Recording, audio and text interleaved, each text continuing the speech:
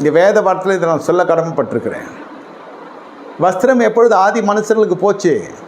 தேவ சாயல். அதான் எப்பொழுதுமே பாருங்கள், தேவன் தான் இதயத்துக்கு ஏற்ற மேய்ப்பர்களை கர்த்தர் எழுப்புகிறார். அவர்கள் உங்களை நல் வழியில் நடத்துவார்கள். நடக்க வேண்டிய வழி இதுதான், இதிலே நடுவுங்கள் என்று காட்டி கொடுப்பாங்க. உங்கள் போதகர்களை உங்கள் கண்கள் காணும். என்ன இது? விசுவாசிக்கு உடல்நிலை சரியில்லாவிட்டால் சபைக்கு தெரியப்படுத்துவானாக. மூப்பர்கள் வந்து ஜெபிப்பாங்க, எண்ணெய் பூசி ஜெபிப்பாங்க. விசுவாசமுள்ள ஜெபம் பிணியாலே இரட்சிக்கும். இதெல்லாம் வந்து வேதம் சொல்லுகிற அட்டவணை. இயேசுவை தேடி போகக்கூடாதா? இயேசு மகிமைப்பட்ட இடத்துக்கு நம்ம போகக்கூடாதா? இப்படித்தான் வேதம் சொல்லுகிறது. சுவிசேஷ புஸ்தகத்தில் போகிறார்கள் என்றால் அப்பொழுது அபிஷேகம் இயேசுவின் மேல் மட்டும்தான் இருக்கிறது. அந்த ஜனங்களிடத்தில் பிணிகள் தான் இருக்கிறது, பிரச்சனைகள் தான் இருக்கிறது.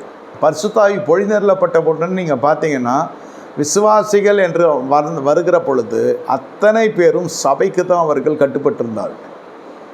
சுவிசேஷகர்கள் எழுப்பப்பட்டார்கள். அவர்கள் தேவனை அறியாத ஜனங்களுக்கும் புறஜாதிகளுக்கும் அனுப்பப்பட்டு கொண்டிருக்கிறாங்க.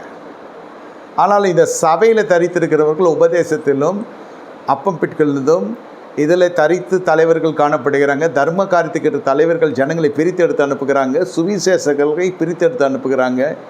சபை கிரியை செய்ய ஆரம்பிக்கிறது. சபை தன்னுடைய வல்லமையை காட்ட ஆரம்பிக்கிறது.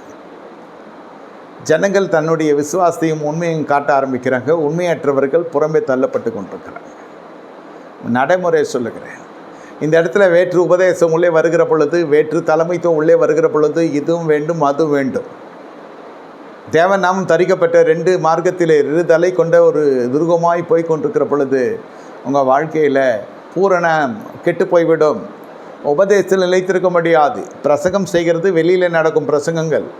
உபதேசத்தை மையப்படுத்தி பிரசங்கங்கள் கொடுக்கப்படும், உபதேசிக்கப்படும் சபையில். இப்பொழுது புரிந்து கொள்ளுங்க. பிரசங்கத்தை கேட்டு ஜனங்கள் போன ஜனங்கள் தேவனை அறியாத ஜனங்கள். உபதேசத்தை கேட்டு தேவனை அறிந்த ஜனங்கள் எங்கு வர வேண்டும்? இயேசு இடத்துல வர வேண்டும். அவர்களுக்கு உபதேசிக்க வேண்டும். உபதேசத்தை கேட்கிற பொழுது தான் ஜனங்க நிற்பாங்க. வேத பாடத்தை தெரிந்து கொள்ளுங்க. பிரசங்கம் எங்கே வேணால் நடக்கிறது, ஆனால் உபதேசம் எல்லா இடத்துலையும் பண்ண முடியாது. உபதேசம் நிறைய பேர் தெரியாது. இயேசு நல்லவன்னு சொல்லிட்டு போயிட்டே இருப்பாங்க. உபதேசம் இருக்காது. இந்த அந்த அப்பங்களெல்லாம் சாப்பிட்டாங்க பாருங்கள். மார்க் 6வது அதிகாரத்தில் 5000 புருஷர்கள், அப்புறம் பெண்கள், அப்புறம் குழந்தைகள் எல்லாம் போட்டு பார்த்தா 15000 பேர் வந்திருப்பான். இப்படிப்பட்ட ஜனங்கள்லாம் வந்த பொழுது கூட அங்கே கர்த்தர் என்ன செய்கிறார்? உபதேசிக்க தொடங்குகிறார். மேய்ப்பில் இல்லாத ஆடுகளை போல அவர் பார்க்கிறார். இது ஆடுகள் தான், மேய்ப்பன் இல்லை, உபதேசிக்க துவங்குகிறார். ஆடு என்றால் உபதேசம் வேண்டும்.